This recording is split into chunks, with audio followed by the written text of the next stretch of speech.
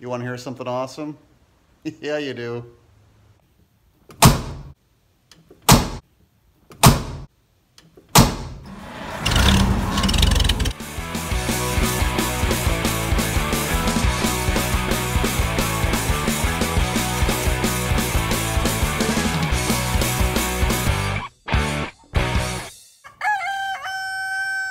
Talking about door panels, by the way.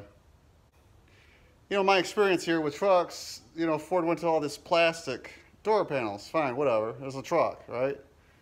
Hold on a second. Dave at Dave's Ford Performance is calling me. I gotta take this call. Hold on. All right, where was I? I was talking about door panels, and here's the dilemma. I don't know what you'd want to call this. Like, where you maybe make something not as nice just so it's more functional, so it stays nicer longer, but maybe it's not as nice right away. So let me show you what I'm talking about. Here's the front door panels. Oh, all right. Now my wife's calling me. I'll be right back. I gotta take this. All right, I'm back again. I'm in high demand. Being the big YouTube star that I am, you know, what do you expect? Anyways, door panels. So, mentioned front door panels, check. Rear door panels, which, man, rear door panels on a crew cab, 70s crew cab, rare as hen's teeth, as I've said before. These are pretty good shape. On the outside surface, a little paint, they look nice, right? This side, as I was saying earlier, you know, it uses plastic clips that go into these plastic, anchors, right? So you got these bad boys that slide in here. This might have used the metal version. You know what? This actually would have used the metal clips, not this style. Whatever. Same difference as far as what we're talking about. They break. So, you know, you pull the door panel off, there's a lot of force, and these break all the time. There's another broken one. This one's broke down here. So what do? I want to be able to work on this thing. I don't want to have to sweat it next time I'm pulling a door panel off. And, you know, these front door panels, same thing. I mean, they make these at least. You can get new ones, but it's not like I want to buy new ones. In fact, all 4 of these door panels are original to this cab. So here's the option. I could just, you know, try and fix the broken tabs, put the retaining clips back in there. And if I ever take them off, I'll just anticipate breaking the anchor part of the door panel and, you know, be same what we're in now or worse. Or, you know, the worst actually is you're pulling on it and it creates stress cracks on this. Or the other idea I have is this. So you see these kind of sheet metal screws, stainless steel, oval head with the decorative washer. So strategically place these there, screwed on, maybe three or four at the bottom. And then up here, I don't know. Not sure what I want to do about that. I feel like if I put these up top, it just won't look right. On the bottom, I don't think it matters. Like that, I just don't. This simulated padding right here and screw like that, I don't know. But that's what I'm thinking. Again, it might not look as good or as clean. But if I want to take these panels on and off, it sure makes things easier and I don't have to worry about cracking them. And that's what I'm thinking. So we will see.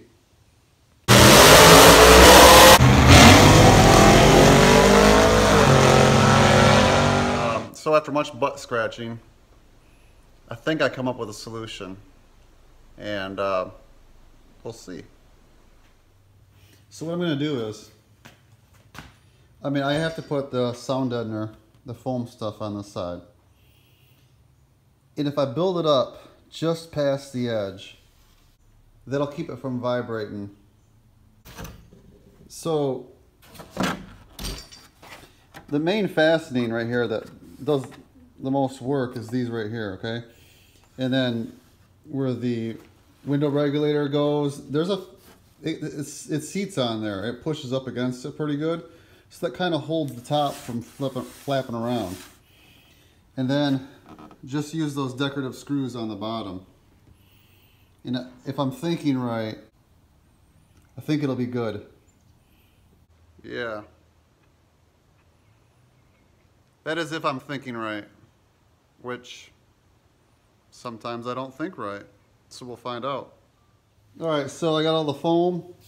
By the way, this is Neuco brand. This is their red closed cell foam, I think, and it's the sound blocker. It's what I used for the interior of Big Orange here. Check out Interior Plushness. This video I did earlier this year. So what I did was, I took some scraps after I covered the whole thing, and I put them in strategic places. So man, it's just above the plastic edge, right? Like so. And so it creates a little tension when you tighten everything down. So it's the steel of the door is going to rub on the padding and not the hard plastic. So that should cut down on any kind of vibrations, and also hold it up against the door so it doesn't need these clips. Alright, so let me show you. This is the passenger door, or I'm sorry, this is the driver door. I already got the passenger door done, so let's go check it out. Here it is, man. So all I got on this, holding the door on, are these three fasteners on the bottom. Now, believe it or not, the door regulator, it pushes on it, so it kind of holds it down from vibrating. There's this little plastic washer. It's called like an I can't even pronounce the word. But anyways, and then the two screws, they go down through the steel bracket in the door, and that's all that's holding us on. And it's pretty tight. The worst part probably is this side right here. You can see there's a little movement. Ideally you would have like a screw right here. I just don't think it would look right with screws up top here. Fingers are dusty, sorry. But I think it's good. I mean, it's pretty rigid. It's not gonna vibrate. And it looks good.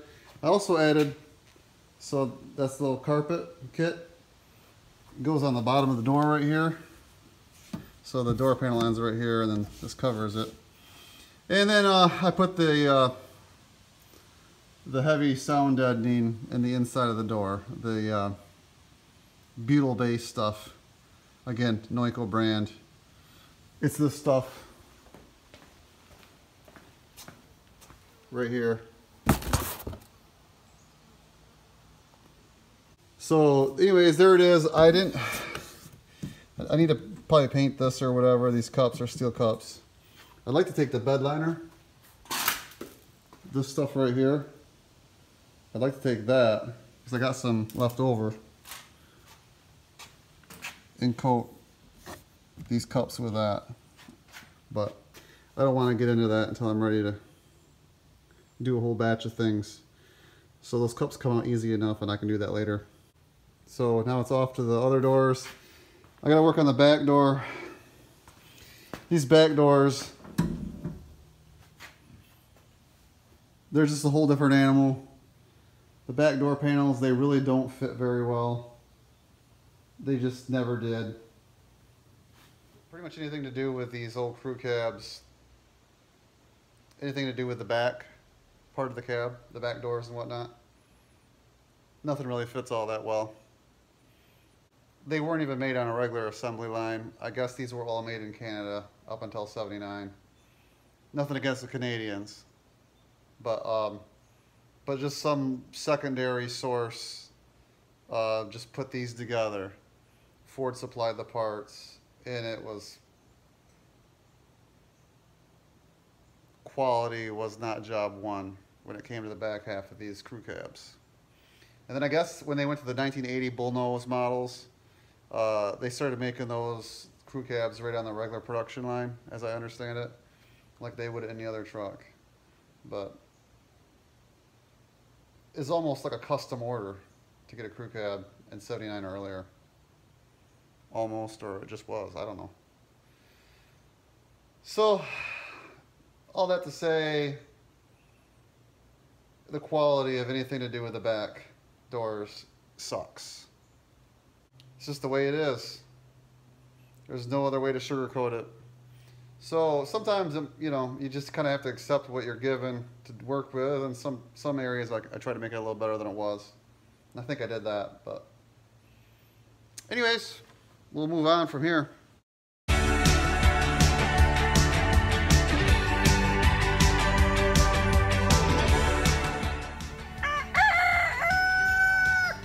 All right, just as a point of interest, these door panel fasteners, the early ones take these steel ones, they go in the plastic anchor like so.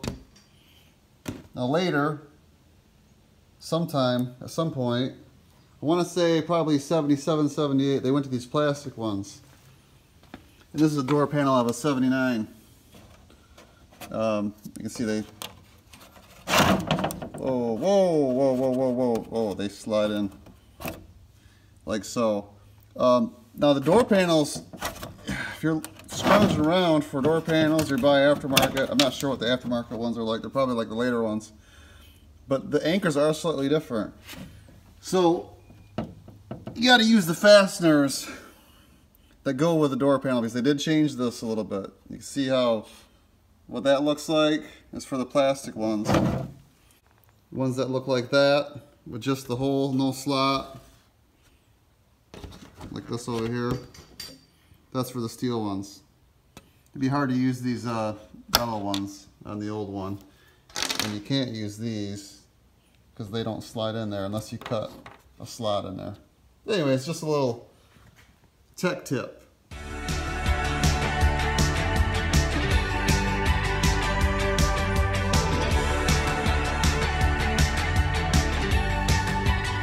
All right, you hear this?